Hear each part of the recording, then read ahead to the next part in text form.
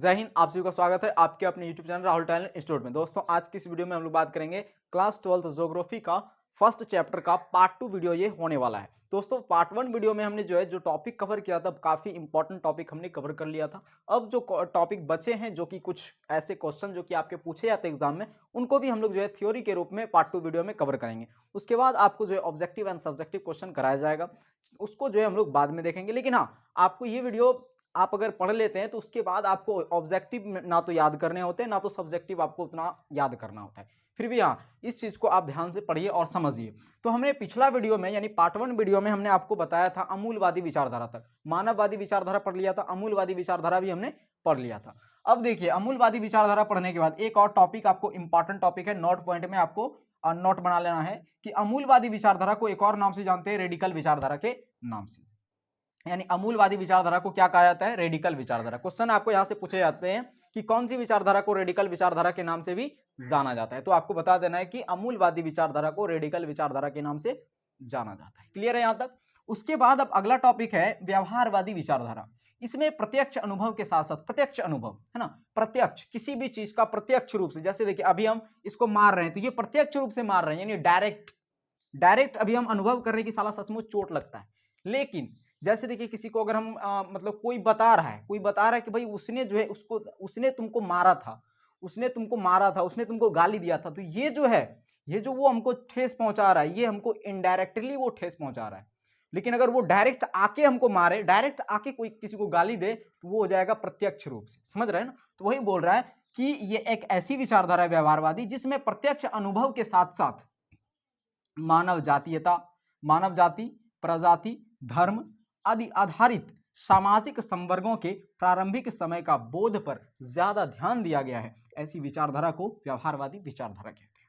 उसके बाद अब देखिए ये टॉपिक आपने ये ध्यान रखिएगा इसको कि मानवतावादी विचारधारा एक है, अमूलवादी विचारधारा और एक है व्यवहारवादी विचारधारा। मानवतावादी विचारधारा, अमूलवादी विचारधारा और व्यवहारवादी विचारधारा, ये तीनों विचारधारा वो क्या है? अलग अलग विचारधारा है। और इसका उदय वो 1950 के दशक के अंत से 1960 के दशक के अंत तक हुआ है। यानी 1950 के दशक के अंत से 1960 के दशक के अंत तक कौन सी विचारधारा का उदय हुआ है? तो मानवतावादी, अमूलवादी और व्यवहारवादी विचारधारा का उदय हुआ है। यहां तक क्लियर है? उसके बाद अगला टॉपिक हम लोग का वो है कि मानव भूगोल का क्षेत्र। मानव भूगोल का क्षेत्र भी पूछेगा, मानव भूगोल का उपक्षेत्र भी पूछेगा। आपसे एग्जाम में जो यहां से पूछे जाते हैं, ज्यादातर उपक्षेत्र से क्वेश्चन आपके एग्जाम में बन चुके हैं ऑलरेडी। क्या पूछा गया है? पूछा गया है कि मानव भूगोल के 8 उपक्षेत्रों का नाम लिखें। तो 12 गो हमने यहाँ पे लिख दिया है, उनमें से कोई 8 आपको याद रखना ही पड़ेगा। और इसके बारे में हालांकि आगे चर्चा भी करेंगे। ठीक, तो मानव भूगोल के उपक्षेत्र, हालांकि इसके बारे में आगे यानी कि आगे जब चैप्टर पढ़ेंगे, चैप्टर में चर्चा करेंगे, लेकिन यहाँ डिस्कस सिर्फ इतना ही कर रहे हैं कि भाई ये है क्या, है ना। तो चलिए देखते हैं। तो मानव भूगोल का क्षेत्र भी पूछा जाता है, हो सकता है पूछ ले एग्जाम में, या फिर उपक्षेत्र तो पूछा ही गया है, तो पूछा हुआ एग्जाम में, तो बहुत इंपॉर्टेंट है ये चीज। ठीक, आपको ये चीज ध्यान रखना है। तो ये मानव भूगोल के क्षेत्र, देखिए मानव भूगोल के कुछ क्षेत्र हैं, आपको याद रखना है क्या क्या है। एक है सामाजिक भूगोल, ये किसमें आएगा? तो मानव भूगोल के क्षेत्र में। सामाजिक भूगोल, नगरीय भूगोल, सामाजिक भूगोल, नगरीय भूगोल, राजनीतिक भूगोल, जनसंख्या भूगोल, आवास भूगोल और आर्थिक भूगोल। सामाजिक भूगोल में समाज से रिलेटेड संबंधित वस्तुओं का अध्ययन किया जाता है, समाज से रिलेटेड टॉपिक का अध्ययन किया जाता है। नगरीय भूगोल में नगर से रिलेटेड टॉपिक का अध्ययन किया जाता है। राजनीतिक भूगोल में राजनीतिक सत्ताओं से संबंधित, राज्य से संबंधित, सरकार से संबंधित स्थितियों का वर्णन किया जाता है। जनसंख्या भूगोल में जनसंख्या से रिलेटेड चीजों का अध्ययन किया जाता है। जबकि आवास भूगोल में क्या करते हैं? तो जो ग्रामीण आवास होता है, जो प्रवास रहता है, इन सभी चीजों के बारे में अध्ययन अगर करते हैं तो किसमें? आवास भूगोल में। आर्थिक भूगोल में क्या करते हैं? तो इकोनॉमिक्स से संबंधित, यानी कि जैसे देखिए हमारी आर्थिक व्यवस्था कैसी है, आर्थिक परिस्थिति कैसी है, पैसा से रिलेटेड बात किसमें करते हैं? आर्थिक भूगोल में। ठीक, उसके बाद ध्यान रखिए उपागम का अर्थ, ये नोट पॉइंट में आपको लिखना है कि उपागम का अर्थ क्या होता है? तो घटित होना या फिर पहुंचना। उपागम का अर्थ क्या होता है? घटित होना या पहुंचना। भाषा परिवार, देखिए भाषा परिवार किसे कहते हैं? जैसे देखिए अभी आप जो वीडियो देख रहे हैं, ये कौन सी भाषा में देख रहे हैं? तो ये एक हिंदी भाषा में देख रहे हैं। जैसे मान लीजिए हिंदुस्तान में हिंदी भाषा बोलने वाले अधिकतम लोग हैं। हिंदुस्तान में हिंदी भाषा बोलने वाले अधिकतम लोग हैं, लेकिन बिहार में भोजपुरी भाषा बोलने वाले अधिकतम लोग हैं, खोरठा भाषा बोलने वाले अधिकतम लोग हैं। तो ये है भाषा परिवार होता है, यानी किसी एक भाषा का एक जुट या संघ को ही भाषा परिवार कहते हैं। किसी एक भाषा का जुट या संघ को ही भाषा परिवार कहते हैं। यानी कि एक संघ के लोग अगर एक भाषा का उपयोग कर रहा है उसे हम लोग भाषा परिवार कहते हैं। कोई दिक्कत नहीं है। एक भाषा का लोग यानी कि एक संघ जो है एक भाषा को अगर यूज कर रहा है, एक भाषा को अगर का उपयोग कर रहा है, उसी को हम लोग भाषा परिवार कहते हैं। तो भाषा परिवार अगर देखें तो अधिकतम जनसंख्या का भाषा परिवार अगर कोई है तो पहला तो है भारतीय और यूरोपीय। भारतीय और यूरोपीय अधिकतम जनसंख्या यानी भाषा परिवार की अधिकतम जनसंख्या किसकी है? तो भारतीय और यूरोपीय की। उसके बाद अगर निम्नतम जनसंख्या पूछा जाए, भाषा परिवार की निम्नतम जनसंख्या अगर पूछा जाए तो किसकी है? चीनी और तिब्बती की। चीनी और तिब्बती की। क्लियर है यहां तक? ठीक। अब हम लोग जो है मानव भूगोल के उपक्षेत्र के बारे में पढ़ेंगे। मानव भूगोल का उपक्षेत्र, निर्वाचन भूगोल मानव भूगोल के उपक्षेत्र में आएंगे, लिंग भूगोल मानव भूगोल के उपक्षेत्र में आएंगे, सैन्य भूगोल, निर्वाचन भूगोल, लिंग भूगोल, सैन्य भूगोल, संसाधन भूगोल, कृषि भूगोल, उद्योग भूगोल, पर्यटन भूगोल, सामाजिक कल्याण, चिकित्सा भूगोल, अंतर्राष्ट्रीय व्यापार भूगोल। देखिए निर्वाचन भूगोल में क्या करते हैं, तो निर्वाचन भूगोल में किसी भी जैसे राष्ट्रपति द्वारा देखिए किसी का निर्वाचन किया जाता है, प्रधानमंत्री द्वारा किसी का निर्वाचन किया जाता है, उच्च न्यायालय द्वारा किसी का निर्वाचन किया जाता है, पंचायत समिति द्वारा किसी का निर्वाचन किया जाता है। तो इन सभी चीजों के बारे में जो निर्वाचन भूगोल में हम लोग जो है वर्णन देखते हैं, इसके बारे में हम लोग पढ़ते हैं इसमें। लिंग भूगोल, लिंग भूगोल में क्या करते हैं, तो महिला और पुरुष से संबंधित रिलेटेड जो सेक्सुअल चीजें होती है उनके बारे में इसी में हम लोग पढ़ते हैं। उसके बाद सैन्य भूगोल, सैन्य भूगोल में क्या पढ़ते हैं, सैन्य से संबंधित, सैन्य व्यवस्थाओं से संबंधित भौगोलिक उनका जो इन्वायरमेंट है यानी कि उनका जो रिलेटेड किस चीज से है सेना, उनके बारे में हम लोग सैन्य भूगोल में पढ़ते हैं।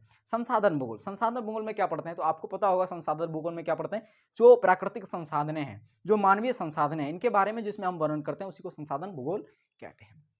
कृषि भूगोल, कृषि भूगोल में क्या पढ़ना होता है, तो कृषि भूगोल में कृषि से रिलेटेड जितने भी भौगोलिक पर्यावरणीय संबंधित चीजें हैं उसी के बारे में हम लोग कृषि भूगोल में पढ़ते हैं। उद्योग भूगोल, औद्योगिकरण के बारे में पढ़ते हैं। पर्यटन भूगोल यानी कि घूमने फिरने के स्थलीय क्षेत्रों के बारे में हम लोग पढ़ते हैं। सैन्य भूगोल, देखिए यहाँ सैन्य भूगोल यहाँ भी आया था शायद, सैन्य भूगोल, सॉरी सैन्य भूगोल तो यही है ना, ये डबल दो बार हम लिख दिए सैन्य भूगोल, ये दो बार आ गया सैन्य भूगोल, ध्यान रखिएगा। तो सैन्य भूगोल दो बार रिलेटेड है तो आप याद रखिए। उसके बाद है सांस्कृतिक भूगोल, हालांकि तब 11 ही हो जाएगा। तो सांस्कृतिक भूगोल, सांस्कृतिक भूगोल में क्या रखते हैं, जैसे देखिए हम लोग की संस्कृति क्या है भाई, हम लोग जो है क्या करते हैं कि फुल पैंट, यानी पहले जो है हम लोग की संस्कृति क्या थी, आज तो मतलब यूरोपीय कल्चर लेते आया है, सब जो है फुल पैंट और जीन्स पहनना शुरू कर दिया। पहले हम लोग का संस्कृति क्या था कि धोती पहनना और कुर्ता पहनना, ये सब संस्कृति था। लेकिन धीरे धीरे धीरे हम लोग जो है यूरोपीय संस्कृति की ओर चले जा रहे हैं। तो इन सभी चीज़ों के बारे में और वो भौगोलिक संस्कृति के बारे में जो है वो किस में पढ़ते हैं, तो मानव भूगोल के ये उपक्षेत्र कहलाते हैं ये सभी भूगोल। क्लियर है यहाँ तक। सामाजिक कल्याण, सामाजिक कल्याण क्या होता है, सामाजिक कल्याण, तो सामाजिक कल्याण से संबंधित जितने भी वस्तुएं होती है, जितने भी मतलब तरीके होते हैं, उन सभी चीजों के बारे में इसमें पढ़ते हैं। सामाजिक कल्याण भूगोल। चिकित्सा भूगोल यानी चिकित्सा संबंधित, जैसे आपने पढ़ा था पार्ट 1 में कि डीएनए यानी कि अनुवांशिकी का जो है अध्ययन करके बहुत सारे भूगोलवेत्ताओं ने जो है क्या कर लिया कि डीएनए का खोज कर लिया। तो ये डीएनए जो है कहाँ से खोज किया, तो डीएनए की मदद से क्या करता है, बड़े बड़े जो है बड़े बड़े प्रॉब्लम, बड़े बड़े समस्याएं, बड़े बड़े मामला जो है वो चुटकियों में सॉल्व हो जाता है। तो चिकित्सा भूगोल इसी में भी हम लोग पढ़ते हैं। अंतर्राष्ट्रीय व्यापार भूगोल, अंतर्राष्ट्रीय यानी कि बड़े बड़े उच्च स्तर पर देश विदेश से व्यापार हो रहा है, ये सब चीज किसमें पढ़ते हैं, भूगोल में ही पढ़ते हैं। लेकिन कौन सा भूगोल में, मानव भूगोल के उपक्षेत्र अंतर्राष्ट्रीय व्यापार भूगोल में। क्लियर है यहां तक। ठीक, तो मानव भूगोल के उपक्षेत्र हमने देख लिया और यहां से क्वेश्चन आपके बनते हैं एग्जाम में, जबकि यहां से भी आपके एग्जाम में बन सकते हैं, इसलिए इतना चीज आपको याद रखना है। और हाँ, ये क्वेश्चन ऑब्जेक्टिव में आपको कैसे पूछेगा ये भी हम बता देते हैं। वो पूछेगा कि इनमें से कौन मानव भूगोल का उपक्षेत्र नहीं है, इनमें से कौन मानव भूगोल का उपक्षेत्र नहीं है। अब तो आप फंस जाएंगे यहाँ पे कि मानव भूगोल का उपक्षेत्र कौन नहीं। तो देखिए ये तो आपका 11 हम प्रमुख लिखा दिए, 11 लिखा दिए प्रमुख, लेकिन ये देखिए आपका 6 तो होता है। तो इन दोनों में से चाहे तो आप इसको याद कर लें या तो इसको याद कर लें, और सही से आपको याद रखना ही पड़ेगा, इतना तो आपको करना ही पड़ेगा, या तो इसको याद करें या तो इसको याद करें, क्योंकि आपको जो पूछेगा ऑब्जेक्टिव ऐसे ही पूछेगा कौन इनमें मानव भूगोल का उपक्षेत्र नहीं है। तो ये तो 3 ऑप्शन रहेगा और एक तो ये घुसा देगा, अब उसमें दिक्कत हो जाएगा आपको, है ना। तो आपको याद ही रखना पड़ेगा। उसके बाद है अगला कि आधुनिकवाद क्या है। आधुनिकवाद एक टॉपिक है, आपको समझना है क्या है ये। इसमें क्या होता है कि सामान्यीकरण यानी कि जैसे नहीं होता है कि बहुत आदमी सामान्य होता है, तो सामान्यीकरण और मानवीयकरण यानी मानवों की जो भावनाएं होती है, मानवीयकरण पर स्थानीय रूप से जोर दिया गया है। सामान्यीकरण और मानवीयकरण पर स्थानीय रूप से, स्थानीय यानी कि स्थगित रूप से जोर दिया गया है, उसी को हम लोग क्या बोलते हैं, आधुनिकवाद। कोई दिक्कत नहीं। ठीक, अब है 1990 के दशक में भूगोल में उत्तर आधुनिकवाद का उदय हुआ। यहां से क्वेश्चन आपका ऑब्जेक्टिव बनता है कि 1990 के दशक में भूगोल में कौन से वाद का उदय हुआ, या फिर ऐसे पूछेगा कि उत्तर आधुनिकवाद का उदय कब हुआ, तो 1990 के दशक में। क्लियर है यहाँ तक? उसके बाद है कि मानव भूगोल से संबंधित कौन नहीं है। देखिए मानव भूगोल से संबंधित आपने पढ़ा हिकेटियस, हिकेटियस तो भूगोल से संबंधित है, लेकिन भूगोल से संबंधित तो है।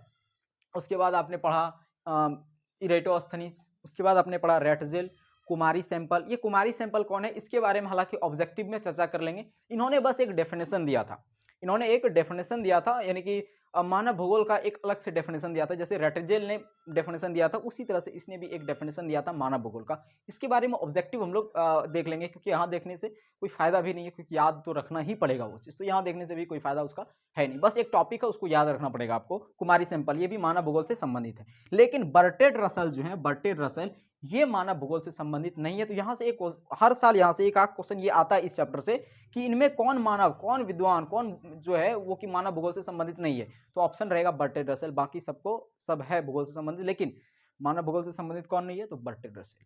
तो इसका एक आप स्क्रीनशॉट ले लीजिए, और स्क्रीनशॉट लेने के बाद हाई क्वालिटी में बढ़ा के इसका एक स्क्रीनशॉट ले लीजिए, और स्क्रीनशॉट लेने के बाद इसको जो है ऐसे ही करके नोट आपको बनाना है।